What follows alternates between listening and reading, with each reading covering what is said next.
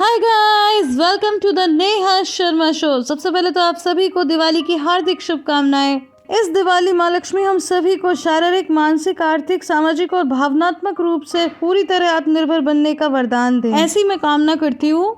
और आज का एपिसोड गाइस बहुत ही इंटरेस्टिंग होने वाला है, लेकिन उससे पहले अगर अभी तक आपने चैनल को सब्सक्राइब नहीं किया है तो प्लीज चैनल को भी सब्सक्राइब कर लीजिए and hit the bell icon so that आपको वीडियो की नोटिफिकेशन मिलती रहे और मुझे नई वीडियो लाने की मोटिवेशन। एपिसोड की शुरुआत में हम देखते हैं कि मुनीर मिस्टर स्वात को बताता है कि सार्प लगातार तीसरी बार कॉल कर रहा है और जब वो कॉल अटेंड करता है तो सार्प उसे बोलता है कि तुमने गार्ड्स क्यों हटा लिए, इमीडिएटली उन्हें भेजो। लेकिन स्वात कहता है कि मेरे हाथ में कुछ भी नहीं है, आप मिस्टर स्वात से बात कीजिए।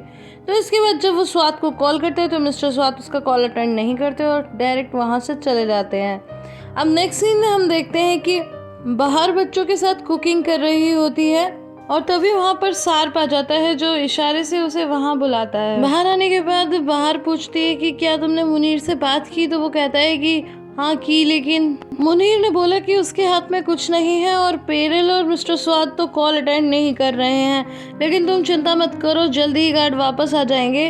मेरा मतलब है कि मिस्टर स्वाद का तो पता नहीं, लेकिन पेरेल मेरा कॉल ज़रूर अटेंड करेगी और फिर पेरेल वापस आ जाएगी। लेकिन बाहर कहती है कि मुझे ऐसा नहीं लगता, क्योंकि अगर वह ऐसा करेगी तो इन सब चीज़ों के अगेंस्ट चली जाएगी। तो कहता है कि कुछ अगेंस्ट नहीं जाएगी, इसमें कोई बड़ी बात नहीं है। इतने में दोनों बच्चे वहाँ आ जाते हैं तो बाहर बोलती है कि चलो चलो बच्चों, हम पालक बना रहे थे ना, चल के बनाते हैं।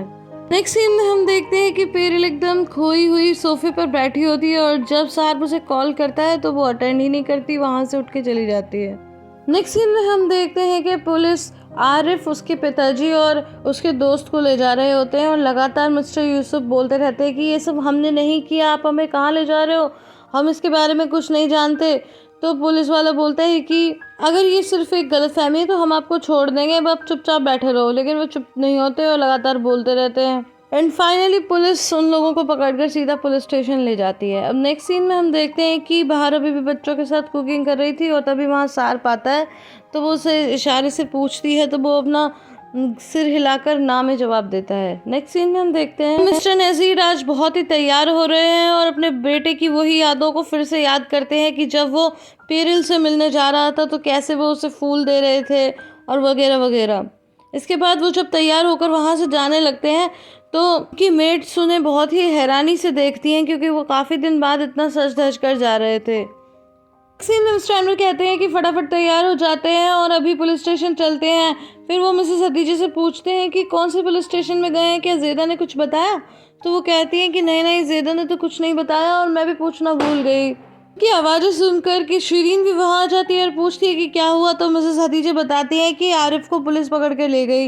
ये सुनकर वो हैरान हो जाती है। इतने में मिस्टर एमर कहते हैं कि मेरी शर्ट नहीं मिल रही, जल्दी आओ हदीजा, फॉर गॉड सेक मुझे बताओ। शीरीन लगातार पूछती रहती है तो मिसेस हदीजा कहती है कि हमें कुछ नहीं पता बेटा, शायद ये लिस्ट के बारे में है, क्योंकि आरिफ की शॉप से वही मिला है जिससे ये लिस्ट समाप्त हुई है।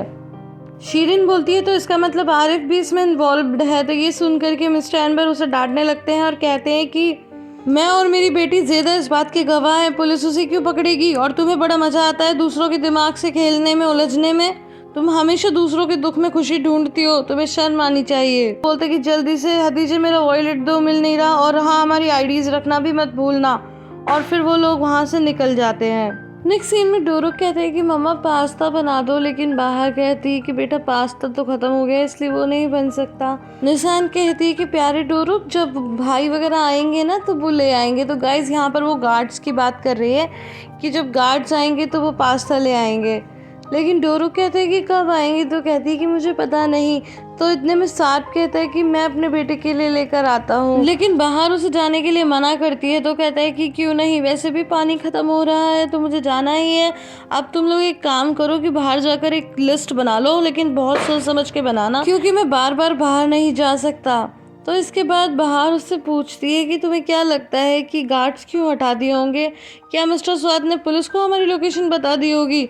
लेकिन वो कहते हैं कि नहीं नहीं, वो तो बस मुझे पनिशमेंट सिखा देना चाहते हैं और ये बताना चाहते हैं कि मैं उनके बिना कुछ भी नहीं हूँ, क्योंकि मैंने उनकी बेटी का दिल तोड़ दिया है। लेकिन तुम चिंता मत करो, ऐसे बंद घर में हम नहीं रह सकते। तो बाहर बोलती है कि तुम्हारा प्लान क्या है, प्लीज़ मुझे बताओ। तो वो कहता है कि तुम बस मुझ पर ट्रस्ट रखो, जब ये बच्चे सो जाएंगे तब मैं तुम्हें बता दूंगा। तो उसके बाद वो कहता है कि फ़िलहाल तो मुझे पास्ता लेने के लिए जाना है। तो तभी निशान कहती है कि पापा डोरुक को चॉकलेट भी चाहिए। तो कहता है कि हाँ हाँ बेटा, बिल्कुल मैं ले आऊँगा और तुम्हारे लिए भी ले आऊँगा। फिर बाहर कहती है कि सार्प, क्या तुम ऑलिव ऑयल ले आओगे, वो भी ख़त्म हो गया है। तो कहता है हाँ बिल्कुल, अब तुम लोग पानी चढ़ाओ पास्ता के लिए और मैं फटाफट से आता हूँ। नेक्स्ट सीन में हम मिस्टर नज़ीर को आज़मी के साथ गाड़ी में जाता हुआ देखते हैं। तो वो कहते हैं कि ये बड़े दुख की बात है कि एक लेडी समाप्त हो गई, पता नहीं हमारे लोगों ने ऐसा क्यों किया। तो आज़मी कहता है कि ज़रूर कुछ मिसअंडरस्टैंडिंग की वजह से हुआ है। अब नेक्स्ट सीन में हम देखते हैं कि मिस्टर एनवर, ज़ेदा और मिसेस हतीजे पुलिस स्टेशन में होते हैं और मिस्टर एनवर कहते हैं कि मैं गारंटी लेता हूँ आरिफ और मिस्टर यूसुफ इस तरह के लोग नहीं हैं, उन्होंने कुछ भी नहीं किया। लेकिन पुलिस कहती है कि नहीं, ये कोई लोन थोड़ी है जो तुम गारंटी ले रहे हो, यहाँ पर तो एक अलग ही केस चल रहा है, हम तो समाप्ति के केस के बारे में बात कर रहे हैं। और इस तरह से दोनों के बीच में लगातार बहस होने लगती है और अगर उन दोनों ने कुछ नहीं किया है तो वो जरूर छूट जाएंगे, बस आप थोड़ा सा प्रैक्टिकल रहिए। इसके बाद वो लोग उठकर वहाँ से जाने लगते हैं। तो तभी मिस्टर एनवर कहते हैं कि मैंने तो इनसे ये भी कहा कि हमें एक बार मिलने दीजिए, लेकिन ये लोग कहते हैं कि इमीडिएटली फैमिली ही मिल सकती है। इसके बाद उन लोगों को मिस्टर यूसुफ और आरिफ जाते हुए दिखते हैं। वो लोग आवाज़ भी लगाते हैं लेकिन मिल नहीं पाते। नेक्स्ट सीन में पुलिस इंटेरोगेट करने लगती है आरिफ को और उससे पूछती है कि उस रात तो तुम अपने पिताजी को हॉस्पिटल लेकर जा रहे थे ना अपने दोस्तों के साथ, तो फिर अचानक वापस क्यों लौट आए। तो वो कहने लगता है कि रास्ते में ही पापा ने कहा कि मेरा अब इतना दर्द नहीं हो रहा, तो हम फिर वापस आने लगे। तो कहते हैं क्या तुम्हें ऐसा नहीं लगा कि तुम्हारे पापा नाटक कर रहे हैं, और अगर लगा था तो तुम सीधे पुलिस स्टेशन क्यों नहीं आए, शायद इससे प्रॉब्लम उसी रात निपट जाती। इसके बाद आरिफ वही फ्लैशबैक्स याद करने लगता है कि जब वो बाहर को लेने गया था और बाद में बाहर ने कहा था कि पुलिस के पास मत जाना क्योंकि वो लोग तुम्हारा पीछा भी कर सकते हैं और वगैरह वगैरह। इसके बाद जो कुछ भी पुलिस पूछती है तो वो हर एक के लिए कहता है कि मुझे कुछ नहीं पता, मुझे कुछ नहीं पता। फिर वो पुलिस वाला कहता है कि उस रात तो तुम्हें बाहर के घर से कॉल किया था ना ज़ेदा ने, वो क्यों किया था। तो वो कहता है कि मुझे नहीं पता, क्योंकि गाइस आपको पता होगा कि बाहर ने कहा था कि पहले वो बच्चों को सेव करेगी और इसके बाद ही वो पुलिस के पास जाएंगे। तो यहाँ पर वो सार्प के बारे में भी नहीं बताना चाहता, इसलिए चुप है।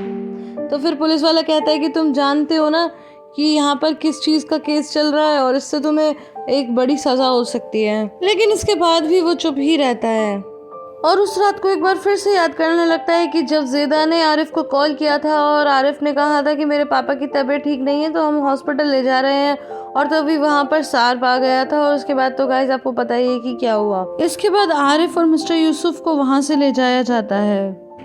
अब नेक्स्ट सीन में हम देखते हैं कि सार्प एक सब्जी की शॉप पर जाता है और कहता है कि 2 किलो प्योर्स दे दो, और उसी दिन को याद करने लगता है जब वो पहली बार बाहर के घर गया था और वहाँ पर उसके पेरेंट्स से मिला था। कहानी यहाँ से फ्लैशबैक में जाती है और जहाँ पर सार्प मिसेस हतीजा और मिस्टर एनवर से कहता है कि अगर मैं आपको बाहर और बच्चों से मिलाऊं तो क्या आप लोग उनसे मिलना पसंद करोगे अगर मैं उन्हें यहाँ लेकर आऊँ तो। बाहर भी आप लोगों से मिलना चाहती है, हालांकि वो खुलकर कुछ नहीं कहती, पर मैं समझता हूँ कि वो चाहती है कि उसके माता पिता अपने ग्रैंड चिल्ड्रंस को देखें। प्लीज़ अब ये सब कुछ हम ख़त्म कर देते हैं और एक बड़ा परिवार हम बन सकते हैं। अच्छा तो अब मैं चलता हूँ क्योंकि अब बाहर मेरा इंतज़ार कर रही होगी। तो उसके बाद मिसेस हतीजे कहती है कि नहीं नहीं रुको, एकदम से मत जाना, और फिर उसे पेयर्स देती हैं और कहती हैं कि ये बाहर को बहुत पसंद है। और इस पर मिस्टर एनवर भी सार्प की तरफ हल्का सा मुस्कुराते हुए इशारा करते हैं कि जैसे वो ये कहना चाहते हो कि हतीजे अभी भी बाहर को याद करती हैं। और फिर उसे एक बार फिर से वही सीन याद आता है कि जब शीरीन उसे शिप में मिली थी और किस तरह वो शिप से गिर गया था और सारे प्लेयर्स भी बिखरते जा रहे थे। और इसके बाद वो फ्रूट्स वाले से बोलकर अपनी गाड़ी के पीछे सारे फ्रूट्स और सब्जियां रखवा लेता है। नेक्स्ट सीन में हम देखते हैं कि शीरीन तैयार होकर कहीं जा रही होती है कि तभी ईडिल उससे पूछती है कि तुम कहाँ जा रही हो, तो वो कहती है तुम्हें क्या मतलब। अब नेक्स्ट सीन में हम देखते हैं कि मिस्टर स्वात और मुनीर आपस में सार्प के बारे में बात करने लगते हैं और मिस्टर स्वात कहते हैं कि ये एक बेकार आदमी है। लेकिन मुनीर बोलता है कि बिना हस्बैंड के मिसेस बेरल को अच्छा नहीं लगेगा। तो मिस्टर स्वात कहते हैं कि यहाँ पर मैं बस अपनी बेटी और उसके बच्चों के लिए हूँ, मैं किसी और की बेटी या उसके बच्चों के बारे में नहीं सोचने वाला हूँ। सार्प को भी तो मेरी बेटी के बारे में सोचना चाहिए। और इसके बाद वो मुनीर को बाहर खड़े होने के लिए कहते हैं और कहते हैं कि अगर ज़रूरत होगी तो फिर मैं तुम्हें बुला लूँगा।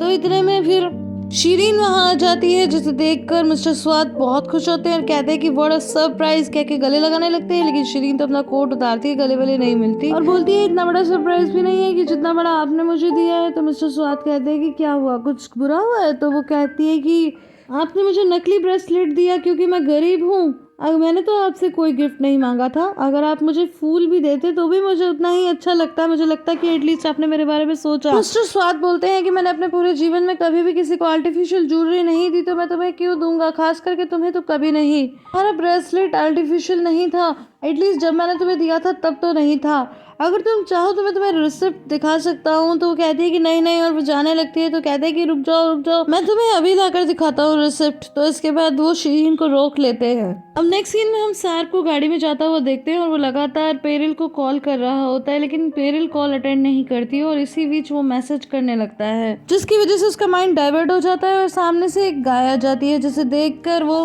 हड़बड़ाहट में संभालने की कोशिश करता है और इसी बीच उसका बैलेंस बिगड़ जाता है और बूम, चारों तरफ बस पेयर्स ही पेयर्स बिखरते दिखते हैं। गाइस मुझे तो लगता है इसके लिए पेयर्स बहुत ही अनलकी हैं। इसी के साथ ये एपिसोड यहाँ पे खत्म हो जाता है।